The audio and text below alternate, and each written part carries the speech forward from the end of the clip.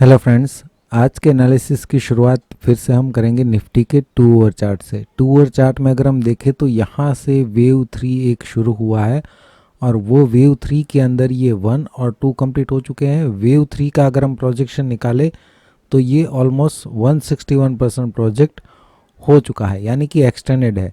तो इस वेव 3 का अगर हम रिट्रेसमेंट निकालते हैं तो 23 to 38% ये इमीडिएट सपोर्ट रेंज है निफ्टी के लिए, और 38% 19,478 जो है वो है down side break even point.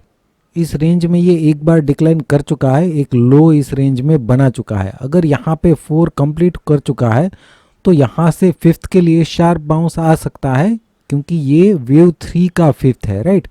ये फिफ्थ जो होगा वो वेव 3 का होगा, लेकिन ये डिक्लाइन जो है हमें करेक्टिव नहीं लग रहा है, राइट। कंफ्यूजन यही है। तो अभी हमारे लिए अभी भी ये सपोर्ट रेंज है और ये जो है down side break even point है, इसके नीचे ट्रेड करता है तो फिर हमें इस रेंज में डिक्लाइन देखने को मिल सकता है। क्योंकि वेव 3 अगर चल रहा है तो वेव 4, अगर ये 4 जो है 3 के अंदर का ही 4 है तो ये 38% से ज़्यादा रिट्रेस नहीं करता, क्योंकि वो वेव 3 की पर्सनालिटी को सूट नहीं करता। ये वेव 3 जो है उसकी पर्सनालिटी शार्प एंड स्टीप है, तो ये ज़्यादा रिट्रेस नहीं करता। तो इसके नीचे ट्रेड करता है तो फिर हम इस रेंज में डिक्लाइन एक्सपेक्ट कर सकते हैं। अभी हम क्या करेंगे, यहाँ से जो डिक्लाइन है, हाई से जो डिक्लाइन है उस पर ही फोकस करेंगे। यहाँ पे तो हम इस बाउंस को पूरा ही मान रहे हैं। तो ये जो डिक्लाइन के पैटर्न है उसको अगर हम स्मॉलर टाइम फ्रेम में देखें तो ये शार्प डिक्लाइन, अगर यहाँ तक हमने देखा था कि ये एक इम्पल्सिव डिक्लाइन हमें लग रहा था, राइट। लेकिन उसके बाद का जो डिक्लाइन है ये बहुत ही स्लो था और ओवरलैपिंग इसमें बहुत ज़्यादा थी। तो हो सकता है कि ये पूरा डिक्लाइन जो है वो एक कॉम्प्लेक्स करेक्शन ही है।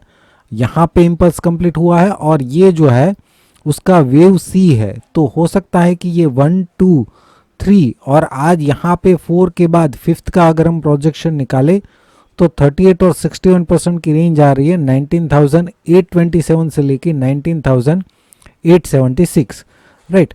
तो इस रेंज में हो सकता है कि वेव 5 का बाउंस हमें देखने को मिल जाए। यहाँ पे आज हमने YouTube लाइव किया था 2 घंटे के लिए करीबन, तो यहाँ पे हमने सपोर्ट रेंज मेंशन की थी। ये वेव 3 का रिट्रेसमेंट हमने निकाला था, तो ये एग्जैक्टली 38% की रेंज में, यहाँ पे 23 to 38% की रेंज में डिक्लाइन दिया।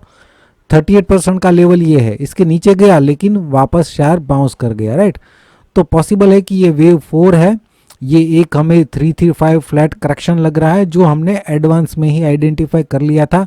एग्जैक्टली यहाँ पे हमने पुट बाय किए थे निफ्टी में, हमने टेलीग्राम चैनल पे शेयर किया था और वहाँ से हमें एक शार्प डिक्लाइन भी देखने को मिला। तो अगर यहाँ से बाउंस करता है तो ये वेव 5 की रेंज है, प्रोजेक्शन रेंज।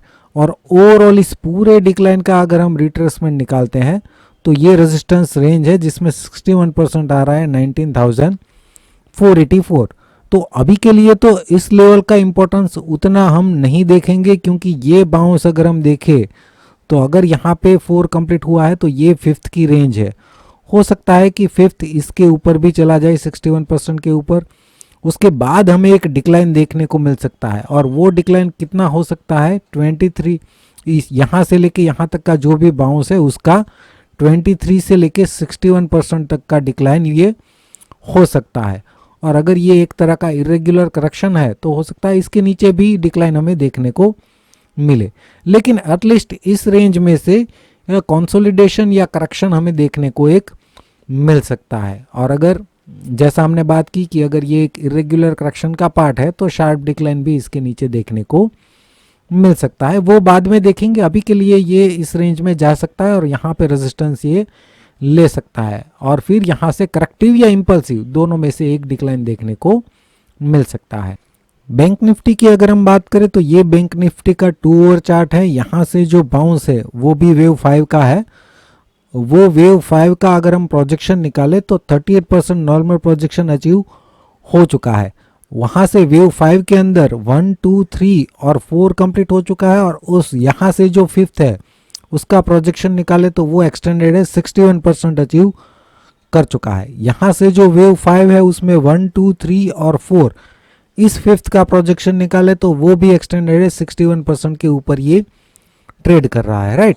तो यहाँ से जो बाउंस है वहाँ से सारे वेव 5 जो है, ये वेव 5, ये वेव 5 और ये वेव 5 सारे अपने नॉर्मल प्रोजेक्शन अचीव कर चुके हैं। तो डिक्लाइन की पॉसिबिलिटी हमें यहाँ पे ज़्यादा लग रही है। फिर भी ये डिक्लाइन जो है उसको अगर हम स्मॉलर टाइम फ्रेम में देखें, हालांकि यहाँ पे देखने के बाद हमें ये लग रहा है कि ये करेक्टिव टाइप का डिक्लाइन हो सकता है, फिर भी अगर हम इसको स्मॉलर टाइम फ्रेम में देखते हैं तो ये जो है हमें किसी भी एंगल से ये इम्पल्सिव डिक्लाइन तो नहीं लग रहा है। फिर भी यहाँ से डिक्लाइन होता है तो हम ऐसा ही समझेंगे कि ओवरऑल सिनारियो जो हमने देखा है बैंक निफ्टी में 2 आवर चार्ट में, उसके हिसाब से सजेशन था कि एक डिक्लाइन की पॉसिबिलिटी है और ये कोई इरेगुलर टाइप का करेक्शन हो सकता है जो हमें आइडेंटिफाई नहीं हो रहा है। हो सकता है कि यहाँ पे ए और 1 हो और ये वेव ए और ये पूरा इरेगुलर करेक्शन बी और यहाँ पे वेव सी और उसके बाद डिक्लाइन करता है। तो इस तरीके की पैटर्न को हम एडवांस में आइडेंटिफाई नहीं करना चाहते। अगर ये करेक्टिव डिक्लाइन है तो यहाँ से प्रोबेबिलिटी क्या हो सकती है ऊपर जाने की, काउंटिंग वाइज देखिए तो ये 1 और ये इरेगुलर करेक्शन 2 हो सकता है जो हमने आज ये शेयर किया था टेलीग्राम चैनल में। यहाँ से हम वेव सी का डिक्लाइन एक्सपेक्ट कर रहे थे, वहाँ से फिर से बाउंस हुआ तो यहाँ पे भी हमने 61% का रिट्रेसमेंट निकाला था और उसी लेवल से हमें बाउंस देखने को मिला था। काउंटिंग वाइज देख लेते हैं पहले, ये 1 और 2 कंप्लीट हो चुका है और वेव 3 जो है वो प्रोग्रेस है जिसमें 1 और 2 कंप्लीट हो चुके हैं और यहाँ पे 3, 4 और 5 इस तरीके से ये जा सकता है। तो उसके बाद यहाँ पे कौन सा पूरा होगा, ये ब्लू में 3, ये 4 और ब्लू में 5, मतलब कि ये रेड में 3 कंप्लीट होगा। उसके बाद फिर से एक रिट्रेसमेंट रेड 4 का, राइट, और उसके बाद फिर से एक इम्पल्सिव बाउंस रेड 5th का। तो इस तरीके से ये आने वाले 1-2 सेशंस में प्रोग्रेस कर सकता है, राइट। बैंक निफ्टी के हिसाब से देखें तो अगर यहाँ से डिक्लाइन करता है तो ये अभी भी हम इसको सपोर्ट रेंज ही कंसीडर कर सकते हैं। हो सकता है उस केस में ये करेक्टिव पार्ट ही हो और 45,803 को अगर ये ब्रेक कर देता है तो ही बैंक निफ्टी को हम नेगेटिव मान सकते हैं। अदरवाइज प्रेजेंट लेवल से जैसा हमने डिस्कस किया उसी तरीके से और इस रेंज में डिक्लाइन करता है तो यहाँ से फिर से बाउंस हमें देखने को मिल सकता है। इसके नीचे ट्रेड करता है तो बैंक निफ्टी नेगेटिव बन सकता है। ये सिर्फ मैं इमीडिएट मूव की बात कर रहा हूँ। ओवरऑल जो है बैंक निफ्टी हमें सभी सिनारियो में देखे, सभी टाइम फ्रेम में, तो वेव 5 हमें पूरा होता हुआ लग रहा है। ये इमीडिएट मूव की हम बात कर रहे हैं, राइट। इसके नीचे ट्रेड करता है तो नेगेटिव, अदरवाइज पॉजिटिव है और एक बार फिर से इसके ऊपर जाने की पॉसिबिलिटी लग रही है। तो फ्रेंड्स, निफ्टी और बैंक निफ्टी में आज के वीडियो में बस इतना ही।